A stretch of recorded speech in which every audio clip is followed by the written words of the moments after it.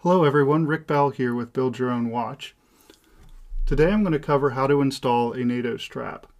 And I'm doing this not only for the benefit of my Build Your Own Watch customers who may have purchased the Series 1 watch kit and they would like to install a NATO strap, but maybe also for a beginner or someone new to watches or someone who just caught the watch bug and they want to put that first NATO strap on their watch and they need a place to begin. I'm also going to do a quick review of a really cool strap company, Cincy Strap Works. They are here in Cincinnati with Build Your Own Watch, so that's really cool to have a strap company near us. I had the opportunity to meet the owner. He's a great guy, got several of his straps, so we're going to be featuring those today in this video, and I'm going to talk a little bit about those as well. But let's begin, and that is how to install your NATO and really where to start.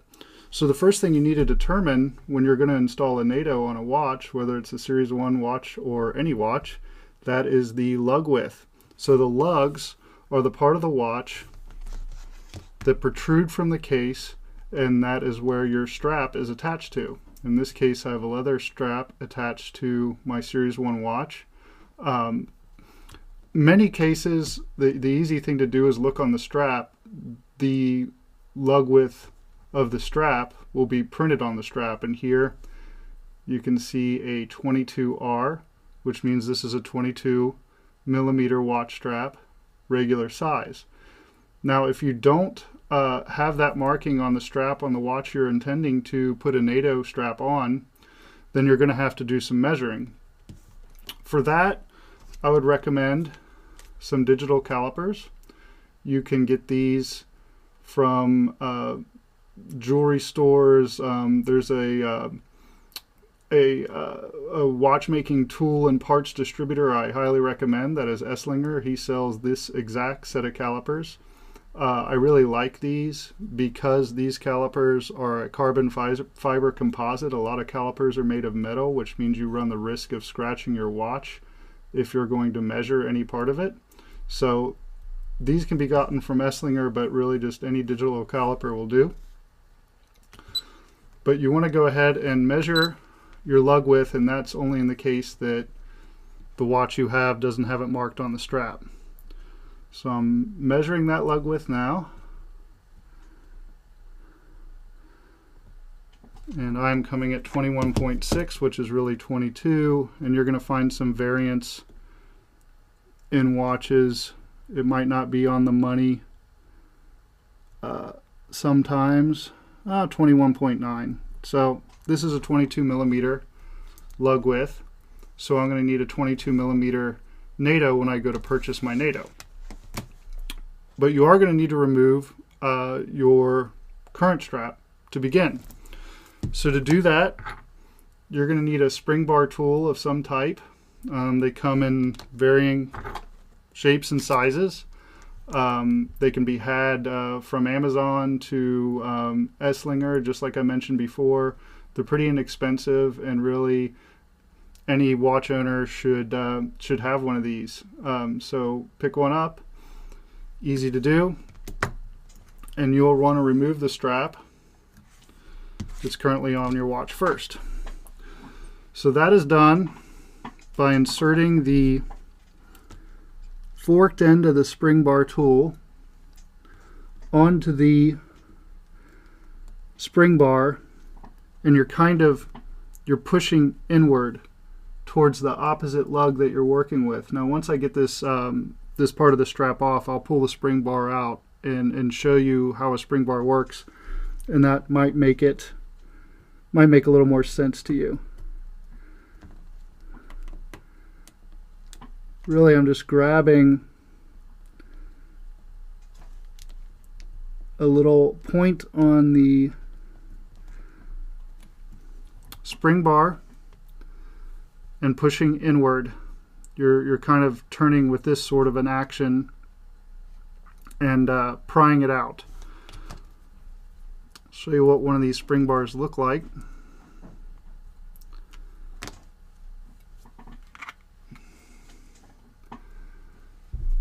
This is the typical spring bar that you would find in any watch. It's called a spring bar because there's a spring on the inside, and when you push it, you can make it smaller. And the whole point of the spring bar is you've got holes on either side of your lug that the spring bar goes into, and you're getting it in by compressing the spring bar and putting it in between the lugs. So I'm going to go ahead and get the other part of my strap off. Use this other tool.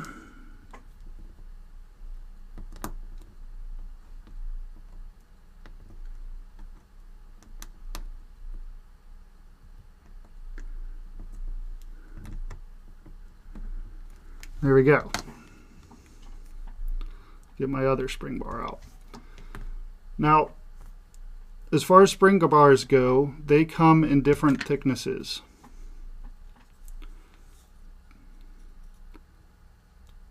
This spring bar is 1.6 millimeters thick, which is a fairly thick spring bar.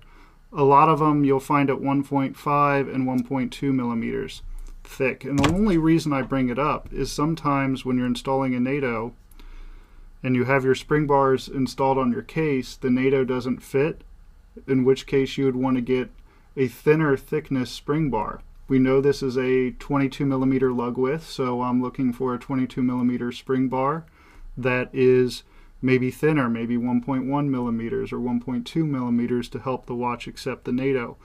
You can buy spring bars all over the place. Again, I'll mention Esslinger to do so because they have a wide variety of spring bars to choose from and a wide variety of thicknesses. So Esslinger.com is an excellent source for watchmaking tools and little parts like this, should you need them. But in this case, I know that the Series 1 watch accepts a NATO with the thicker spring bar, so I'm going to go ahead and install it. So now that we've got the spring bar off and the old strap off, we want to go ahead and put the spring bar back in. So I'm going to put one end of the spring bar into the hole on one side of the lug. And then I'm going to use my spring bar tool. Do this so you can see it. It's hard to do, and also make it available so you can see it. And I'm just going to lay it over the opposite lug and compress it in and let the spring bar snap into place on the other hole. I'll do this for the other side. So I'm just inserting the spring bar into the hole on that side of the lug, resting the spring bar on the top side of the other lug, and then I'm using my spring bar tool to compress the spring bar. And you got to be careful when you're doing it because these things have a tendency to fly.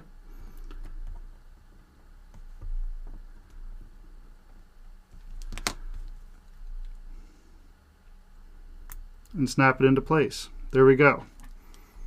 Now the watch is set up for a NATO. So NATOs are great. You know, at the shooting of this video, it is getting close to spring, and spring is a time where I have a tendency to take off my leathers and move to NATOs or metal straps. So I've selected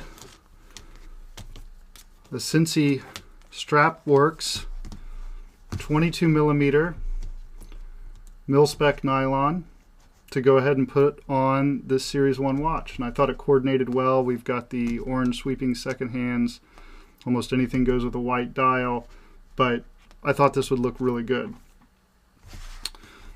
To install your NATO, a lot of times they'll come from the packaging like this. I'm going to bring it up a little bit. Like this. So you're going to take one end, the longer end of the NATO, out of the loop. You want to line up the buckle end with 12 o'clock on your watch, and you want to put this end, the longer end, and thread it downward in between the spring bar and the case. And then on the other side, you're threading it back up between the spring bar and the case.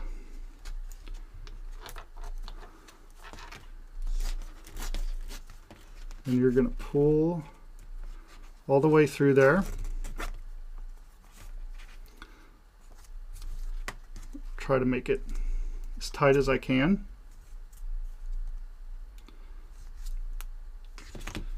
And I try my best to keep this other buckle here about the same distance from the case as the first buckle over here, just to make it even. And then you're going to thread the long piece through the buckle that is at 6 o'clock, and there your NATO is installed. The great thing about a NATO is you saw how easy that was to put on. It's just as easy to take off and switch on to another strap. Zach at Cincy Works makes a lot of these nylon style NATO straps. They are of fantastic quality, you know, as good if not better than any NATO I have had in terms of a nylon NATO, and he has a ton of variety. So just to show you something I thought was really cool, take off this NATO. There's this Argyle one that I thought was really kind of awesome.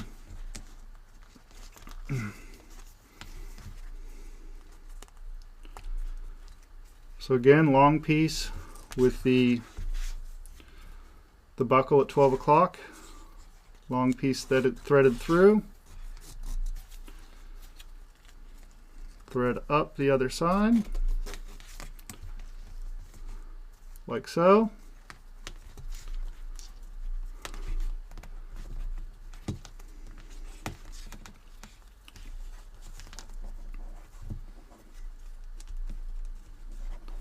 Thread the long piece through the opposite buckle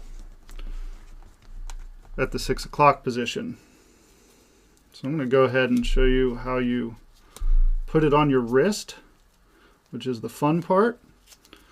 And you know, like I was saying before, the great things about NATOs is during the summer and warmer weather, pool weather, you know, they just breathe better than a leather strap, and you know, more comfortable on the wrist. And then you also have the ease of kind of changing up the way your watch looks, which is always fun.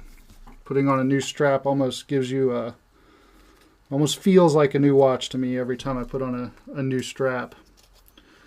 So just show you the action here. Much like you would a leather strap, turn it on the other side of my wrist. Thread the end through the buckle. Make it as tight as you want it to be comfortably. And then you're going to thread the extra flap through these two buckles on the side. And then some people fold inward. Some people fold outward. I guess there's really no general rule. I've always folded outward. And there you have it. Looks pretty cool, makes the watch a little more casual, definitely great. Again, for summer, pool, I always put a NATO on when I'm in the pool. But great stuff. Now, one thing I wanted to show you above and beyond these nylon style straps that Cincy Strap Works carries, and he has a fantastic variety, Zach, over there. You know, you've got a choice of PVD buckles in black to match a black case. You've got brushed, polished buckles. I believe he has a gold tone or maybe rose gold, I forget which. But you have all these buckle choices. You have all these different really cool designs, you know, just to show a few here, and you know, in the nylon variety. There's a nylon one on my Hamilton. Zach also has these seatbelt straps, and I gotta tell you, you know, I've always personally owned the nylon variety of watch strap.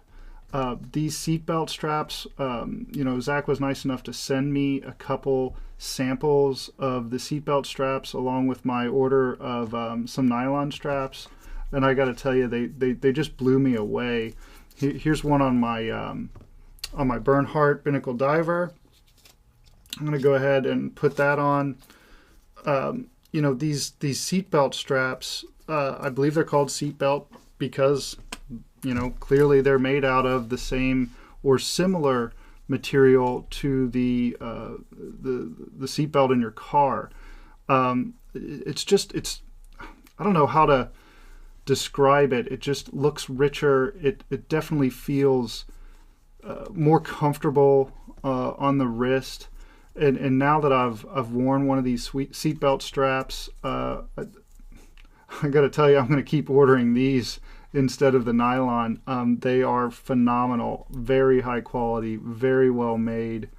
Again, very supple and, you know, just softer on the skin, a little more flexible than the nylon. I really like these seatbelt straps that Cincinnati or Cincy watch straps has to offer. I'm gonna go ahead and put that on. That just looks fantastic. And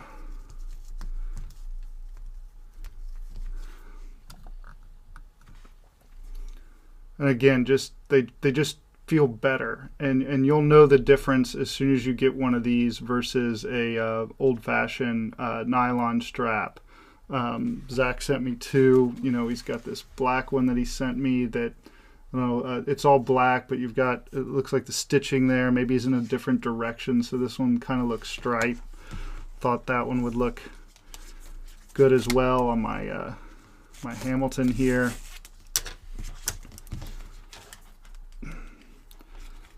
And I tell you, I just love them. So do yourself a favor and try one of these seatbelt style NATOs. Oh, that looks great. Try one of these out. Give yourself a treat. Get one of these seatbelt NATOs. They are definitely a step up from the NATOs I am used to. So I hope you've enjoyed the video, and you've learned how to put a NATO strap on your watch. You know, definitely check out Zach's strap at cincystrapworks.com. And you know, if you happen to be interested in assembling a watch yourself, which is something that I really got into when I got into watches deep, come over and check us out at buildyourownwatch.com, and take a look at the Series 1 watch kit and all the different options and varieties we're offering there too.